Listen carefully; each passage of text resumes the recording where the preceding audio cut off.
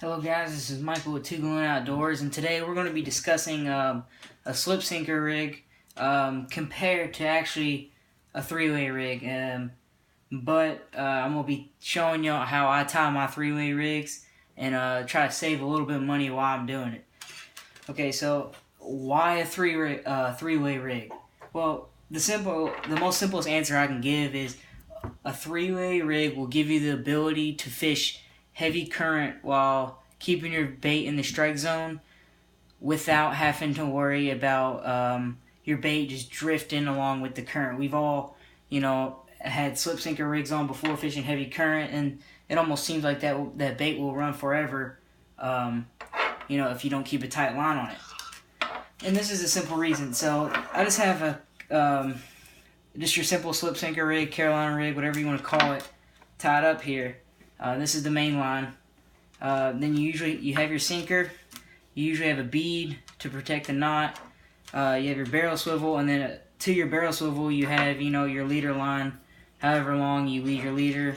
Usually with your snelled circle hook or a hook of choice. So what this does is when this line goes back to your rod, but when this bait hits the ground, there's nothing that's going to stop the line from coming. So your bait's going to be up in the water column. The current's going to start taking your bait, and as you can see, as the current starts to take the bait, that line just keeps going and going and going. Which is why you always need a tight line when you fish this in heavy current. It can be kind of annoying sometimes when you're really trying to get your bait in a certain strike zone. So the solution is a three-way rig. So this is your main line, and what you're going to do is just like the other Carolina rig, you're going to tie a barrel swivel. On the other side of your barrel swivel, you're going to tie a leader line somewhere between 4 to no more than 8 inches of leader with, of course, your snelled circle hook. Now, the trick about this three-way rig is in the same part of the swivel where you tied your main line, you're going to tie another fishing line that you want to keep really light, so somewhat in the range of 10 to 14 pound test for this line. And you're going to run this line pretty long, somewhere between 12 to 24 inches, and then you're going to either attach a bell sinker, a bank sinker, or this right here is a spoon sinker to this line. And you can save money by doing this because instead of buying your three-way barrel swivels, you can save money and just keep buying your normal barrel swivels. I mean, as you can see in my box, that's nothing. That's all I carry is barrel swivels.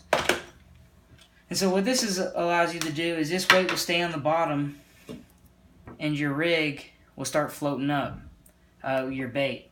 So when your bait floats up, this is going to float up. But the weight, when you use heavy enough weight, it's not going to move from the bottom, but it's going to keep your bait in the strike zone.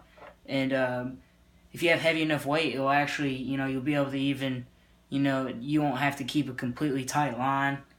And your hook set is usually a lot better in heavier current when you use this type of rig. As far as knots go, you can use any knots. We should have a couple more videos coming up on the polymer knot and the slip knot. But that's all I got to discuss today. Thank you guys.